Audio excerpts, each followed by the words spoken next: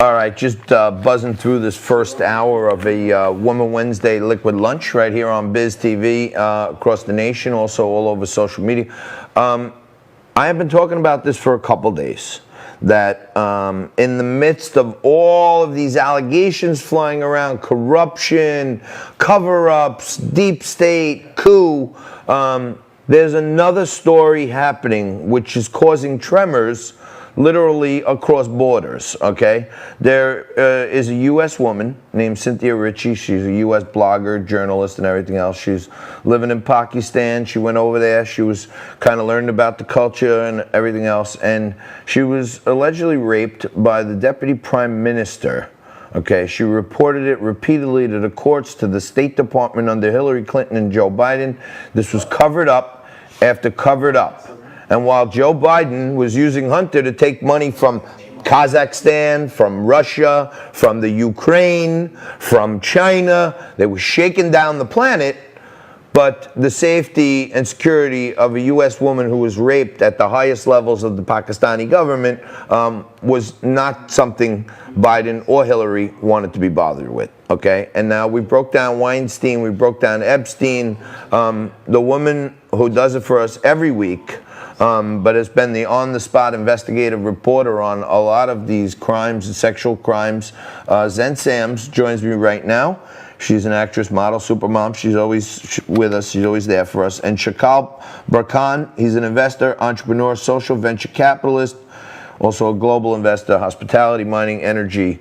But the main thing is you guys are here to talk about Xen, the case of Cynthia Richie, and why the Pakistani community in Pakistan and the Pakistani community here need to know that Joe Biden and Hillary administration did nothing to help this woman. Break it down for us.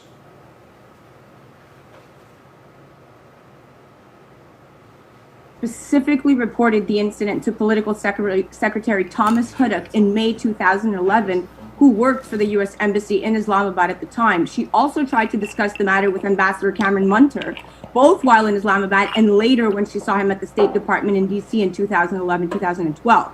He was cordial, according to Cynthia, but said not much could be done. She tried discussing the matter further with Ambassador Robin Rafael at an Atlantic Council event in D.C. late in October of 2012. Again, disinterested. So I'm going to bring you up to speed on who Cynthia is.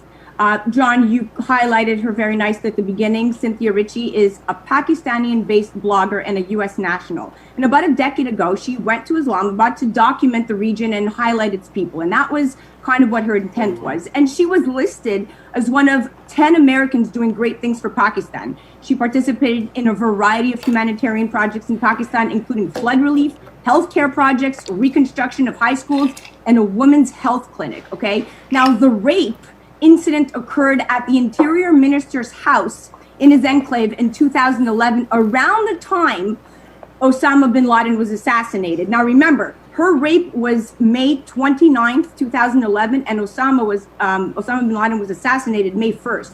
So at the time, the region was flooded with Osama bin Laden, U.S.-Pakistani relations, and the main focus of the Clinton and the Biden administration at the time was to bury this and please make it go away. We want to focus on this victory. And when she realized that, when Cynthia Dawn Richie had realized that she had been raped by Rahman Malik, a main figure of Pakistan's PPP party. Supposedly, one of the main party's purposes to protect women and children.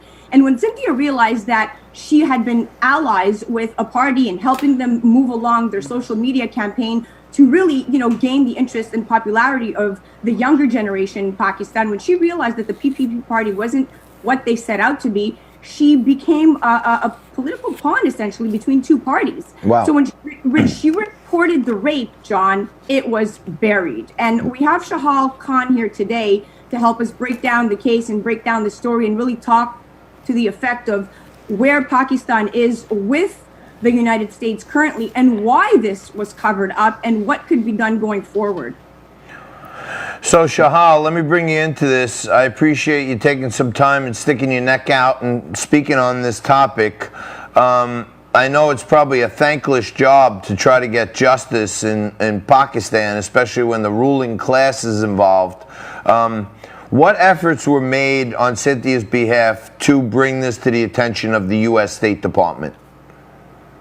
Thank you, John, and thank you, Xen, for having me on. I was shocked when I first heard about this, and I couldn't believe it that an American woman was raped in Pakistan and had no support from the U.S. government at that time. At the end of the day, the government must protect its citizens beyond anything else, all national politics aside.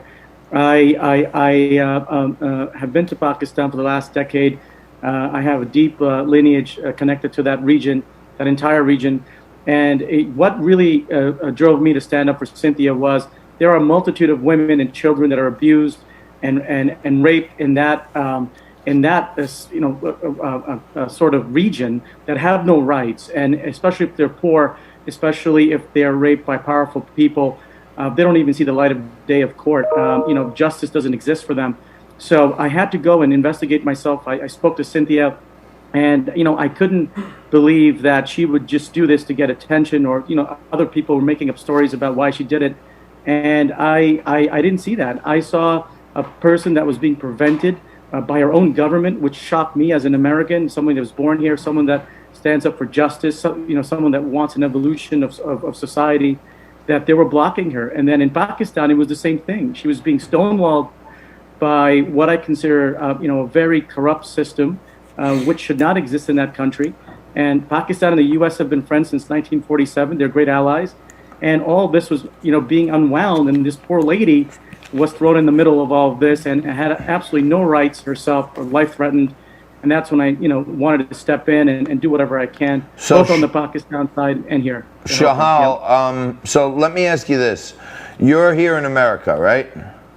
Yes, correct. And Cynthia Richie right now is not in America. She's in Islamabad, yeah. She's in Islamabad. Is she in danger right now, in your view? I believe, she's been threatened. She is in danger. I've tried to surround her with some very good people now that will protect her. And she is constantly fearing for her life. She's constantly fearing for, her family that lives in the U.S., in Texas. They're getting threats. And, this needs to stop. Not only does she, number one, have to be able to go and file the ability to go to court, because it's in the Pakistani constitution. I spoke to one of the gentlemen that's helping her right now, who is the father, one of the writers of the Constitution of Pakistan, and it allows for someone that complains about an affair like this to at least be able to file that report, to be able to file something to go to court, and she's being prevented. And I think the past administration buried this terribly, and I investigated this by a long while. I didn't just come up and do this. Yeah. So Xen, we got about 2 minutes left in this segment, but we're going to spend an extra segment to get to the bottom of what's happening here. Hopefully we can get Cynthia on the show at some point and get her side of the story. But the last couple minutes, what made you start to support this cause, Xen? Well, when Shahal brought this to me, and I heard about a U.S. citizen abroad who had been raped by a high-ranking official and basically told to keep quiet by the administration at the time, which was the Biden-Hillary administration, and it was the most corrupt administration that we could think of, as we know. It infuriated me. And separate of that, what we highlight here at Liquid Lunch every Wednesday is bringing things to women's attention, to men's attention, that specifically affect women around the world. And I want, and what I would really love, is for the Me Too movement to trickle into Islamabad. What we need right now is a woman with a strong voice, and Cynthia Dawn Richie is facing demons of that area, where they're now turning her into some prostitute or into a woman who's just looking for attention. Look, it's easy for her to take a ticket, get out, and come home, but she's not. She's standing her ground. And right now, this means a lot to her and to the women of Islamabad that she is now going to be the voice for. The Supreme Court, the highest court, is going to rule in her favor because Rahman Malik raped her, and he is going to pay for that. All right. All right, well, let's leave it right there. We're going to take a quick break. We're going to come back and get into the corruption in Pakistan, the corruption here in the U.S. State Department that led to this being covered up for 6 or 7 years, and what we can do, and also how Cynthia's movement is causing a cross-border movement for women's rights, even into India. It's going to get very interesting, and as usual, Xen Sams is breaking it down for us right here on Woman Wednesday. We'll take a quick break. Do not go anywhere. More to come right after this.